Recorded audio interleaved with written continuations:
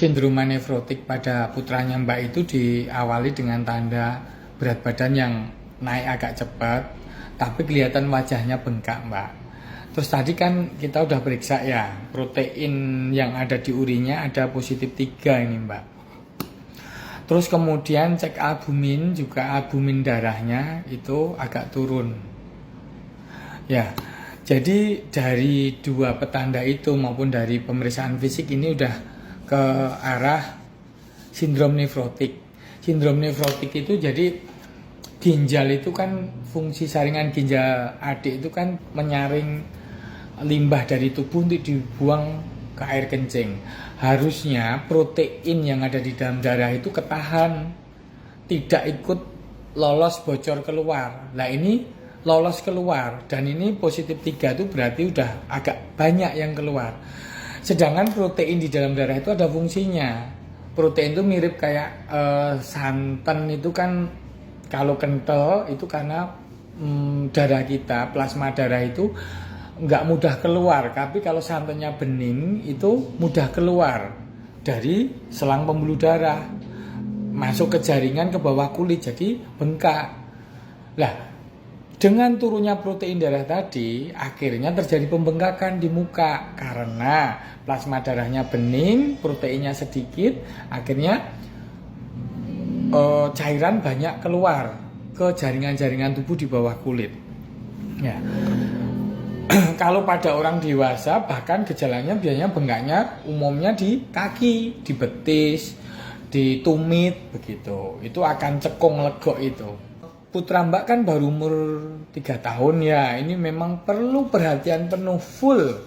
Bahkan Mbak harus fokuskan perhatian dari segi pengobatan, dari segi nutrisi, dari segi berapa kali kencing, dari segi berat badan harus diperhatikan full ini.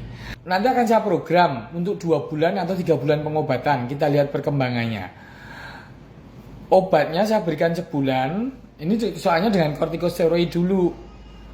Dalam dosis tertentu nanti di bulan berikutnya akan kita kurangin. Kalau ini hanya simple, penyebabnya itu belum ada faktor penyebab parah, harapannya sudah terjadi remisi, artinya udah sembuh dan nggak kambuh lagi. Tapi sebagian ada yang relapse, artinya kambuh lagi.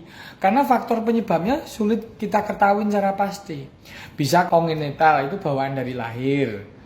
Tapi bisa juga dari faktor penyebab lain, karena autoimun atau peradangan yang tidak kita ketahui penyebabnya. Bisa jadi dari infeksi, bisa juga dari alergi, itu bisa terjadi.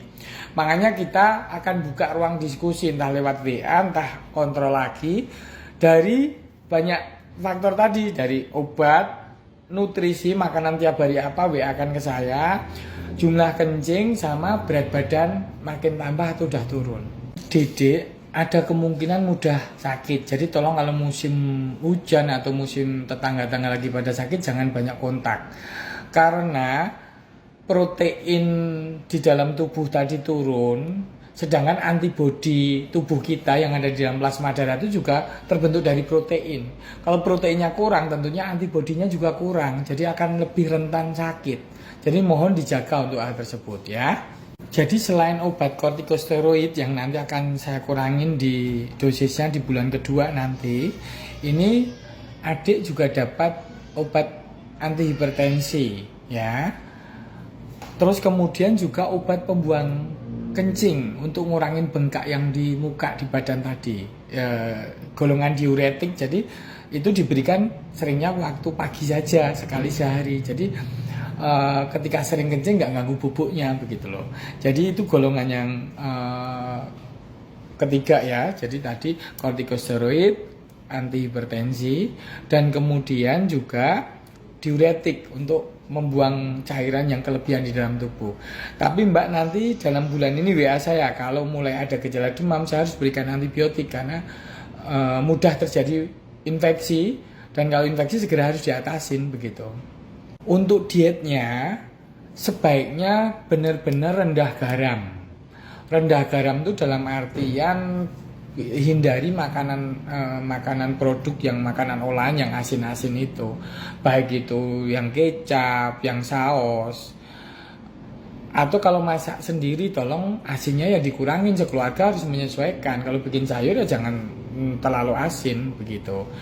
Jadi rendah garam, terus kemudian tinggi protein, karena protein yang ada kan kebuang. Jadi ya harus ada daging, ada susu, ada telur, itu harus ada setiap hari. Dan kemudian buah sayur untuk penunjang vitamin tetap harus ada.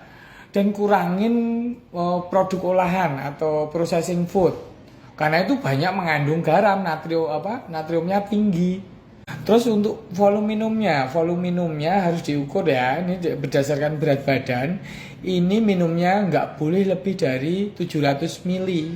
700 cc sehari. Terus nanti Mbak WA saya frekuensinya kencingnya berapa kali. Umumnya sih kencing kisaran antara 6 sampai 9 kali lah dalam sehari itu biasanya. Tapi coba Mbak hitung, nanti Mbak WA akan ke saya. Itu seiring dengan apakah dengan seringnya kencing itu linear dengan berat badan yang agak turun sedikit dan bengkaknya yang berkurang sedikit. Nanti kita akan evaluasi lagi di bulan depan ya.